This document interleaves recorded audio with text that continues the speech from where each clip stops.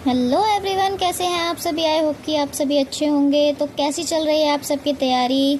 I hope कि आप सबकी तैयारी बहुत अच्छी चल रही होगी। तो मैं भी यही कहना चाहूँगी कि टाइम बहुत कम बचा है, तो ज़ोरों शोरों से लग जाइए अपनी तैयारी में और पूरी तरीके से अपना 110% देने की कोशिश कीजिएगा एग्ज़ाम में। तो चलिए, आज हम बीपीएड और एमपीएड के एंट्रेंस एग्ज़ाम क्लास 10 में जो टॉपिक कवर करने वाले हैं वो है आपका countries and their names national games. मतलब कि जो कौन कौन सी कंट्री है और उनके नेशनल गेम्स कौन कौन से हैं। तो चलिए स्टार्ट करते हैं।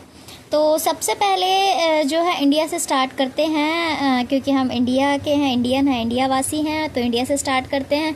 तो गाइज़, इंडिया का कोई अभी पर्टिकुलर गेम ऐसा है नहीं कि हम ये कह दें कि हाँ ये चीज़ मतलब ये गेम इंडिया का है।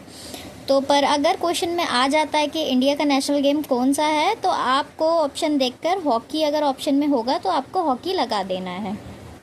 आई होप कि मेरी बात को आप समझ रहे होंगे कि इंडिया का कोई नेशनल गेम अभी प्रॉपर तरीके से डिक्लेयर नहीं है, बट लेकिन अगर आपसे पूछा जाता है क्वेश्चन पेपर में, तो अभी तक के क्वेश्चन पेपर्स में हम हॉकी ही लगाते आए हैं, तो आपको आगे भी हॉकी ही कंसीडर करना है। नेक्स्ट बढ़ जाते हैं, जो कंट्री रहेगी पाकिस्तान। पाकिस्तान का जो नेशनल गेम है वो हॉकी है। तीसरे नंबर पे जो आपकी कंट्री रहने वाली है वो है चाइना। तो चाइना का जो नेशनल गेम है वो टेबल टेनिस माना जाता है।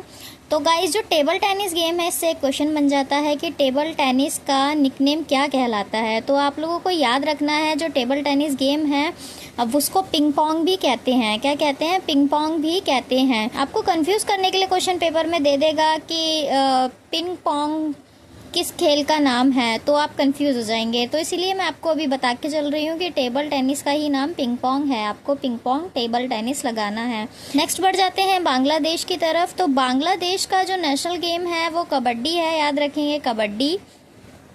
आगे बढ़ जाते हैं ऑस्ट्रेलिया की तरफ। तो ऑस्ट्रेलिया का गाइस जो नेशनल गेम है वो क्रिकेट कहलाता है, और इसी के साथ साथ आपको याद रखना है इंग्लैंड का भी नेशनल गेम क्रिकेट ही कहलाता है। ऑस्ट्रेलिया और इंग्लैंड का जो नेशनल गेम है दोनों ही क्रिकेट हैं, याद रखेंगे। तो नेक्स्ट बढ़ जाते हैं, जो यूएसए है, यूनाइटेड स्टेट ऑफ अमेरिका, उसका जो नेशनल गेम है वो कंसीडर्ड है कि बेसबॉल। तो याद रखेंगे बेसबॉल किसका नेशनल गेम है, तो वो नेशन है आपका यूएसए। नेक्स्ट बढ़ जाते हैं श्रीलंका की तरफ। श्रीलंका का जो नेशनल गेम है वो वॉलीबॉल है, याद रखेंगे। नेपाल की तरफ आ जाते हैं। तो गाइज, नेपाल का जो नेशनल गेम है वो दो कंसीडर किए गए हैं, एक डांडी बियो एक गेम होता है और एक वॉलीबॉल। तो श्रीलंका और नेपाल का समथिंग पूछ लिया जाता है कि वॉलीबॉल। तो वॉलीबॉल अगर आपसे पूछ लिया जाता है किसका नेशनल गेम है और ऑप्शन में आपको श्रीलंका दिया है, नेपाल नहीं दिया है, तो आपको श्रीलंका कंसीडर करना है। और अगर आपको नेपाल दिया है तो नेपाल कंसीडर करना है। और अगर आपको दोनों दिया गया है और पूछ लिया जाता है कि श्रीलंका का कौन सा नेशनल गेम है, तो आपको वॉलीबॉल ही लगाना है। आई होप कि आपको ये समझ आया होगा। आगे बढ़ जाते हैं। कनाडा का जो नेशनल गेम है वो आइस हॉकी कहलाता है, ठीक है। आइस हॉकी या रहेगा, हॉकी नहीं, आइस हॉकी, ठीक है। हॉकी और आइस हॉकी दोनों अलग अलग गेम हैं। हालांकि हॉकी की तरह ही खेला जाता है आइस हॉकी, लेकिन वो बर्फ़ के ऊपर खेला जाता है। विंटर्स के टाइम पर होता है और बर्फीला उसका जो मैदान होता है वो बर्फीला होता है। चलिए आगे बढ़ जाते हैं ब्राज़ील की तरफ। तो ब्राज़ील का जो नेशनल गेम है वो फुटबॉल है, और साथ ही साथ फ्रांस का जो नेशनल गेम है वो भी फुटबॉल है। तो याद रखेंगे आप, ब्राज़ील और फ्रांस का जो नेशनल गेम आपसे पूछ लिया जाता है कि क्या है, तो आपको फुटबॉल ही लगाना है। या आपसे ब्राज़ील पूछ लिया जाए तब भी फुटबॉल, और फ्रांस पूछ लिया जाए तो भी फुटबॉल ही लगाना है। आगे बढ़ जाते हैं स्कॉटलैंड की तरफ। तो स्कॉटलैंड का जो नेशनल गेम है वो रग्बी है। रग्बी में सबसे ज़्यादा टीम मेंबर्स होते हैं गेम में, मतलब जितने 15 टीम मेंबर्स होते हैं रग्बी में। तो याद रखेंगे रग्बी कहाँ का नेशनल गेम है, स्कॉटलैंड का, और ये थोड़ा रिस्की गेम भी होता है। आगे बढ़ जाते हैं जापान की तरफ। तो याद रखेंगे जापान तो वैसे भी फेमस है कॉम्बैट गेम के लिए। तो जापान का जो नेशनल गेम है वो जूडो है। आगे बढ़ जाते हैं भूटान की तरफ। भूटान जो है, भूटान का नेशनल गेम आर्चरी कहलाता है, जो कि तीरंदाजी के नाम से हम जानते हैं। और गाइज याद रखेंगे कि आर्चरी में जो दो फेमस प्लेयर्स हैं इंडिया के, वो है दीपिका एंड तानु दास। तो इनको भी याद रख के चलेंगे। इन्होंने ओलंपिक गेम्स में पार्टिसिपेट किया था आर्चरी में इंडिया की तरफ से।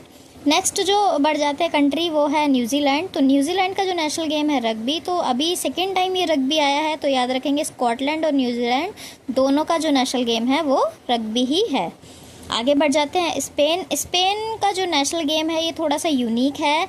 ये है बुल फाइटिंग। बुल फाइटिंग मतलब यहाँ पे जो बुल्स होती हैं, मतलब हिंदी में कहा जाता है सांड, उनकी जो फाइटिंग्स होती हैं, मतलब सांड को आपस में लड़वाया जाता है। आई थिंक ये इंडिया में भी साउथ की तरफ देखने को मिलता है ये गेम। मोस्ट ऑफ ये एक एन्जॉयमेंट के लिए, रिक्रिएशन के लिए गेम कराया जाता है। आई थिंक अब बैन हो गया है ये भी इंडिया में। बट जो स्पेन का नेशनल गेम है वो बुल फाइटिंग ही है। इसमें आपस में बुल्स की फ़ाइट कराई जाती है। नेक्स्ट आगे बढ़ जाते हैं ईरान। ईरान का जो नेशनल गेम है वो रेसलिंग है, याद रखेंगे। कॉम्पिटिटिव गेम है रेसलिंग। तो अगर आपसे क्वेश्चन पूछ लिया जाता है कि रेसलिंग कहाँ का गेम है, आपके पास जापान ईरान दे दिया जाता है, तो आपको कंफ्यूज नहीं होना है। जापान का जो कॉम्पिटिटिव है वो है जूडो और ईरान का जो है वो रेसलिंग है। तो आई होप कि आप लोगों को समझ आया होगा। तो लगे रहिए तैयारी में ज़ोरों शोरों से। तो मिलते हैं नेक्स्ट क्लास में, physical education classes bye Kaur ma'am. तब तक के लिए जय हिंद।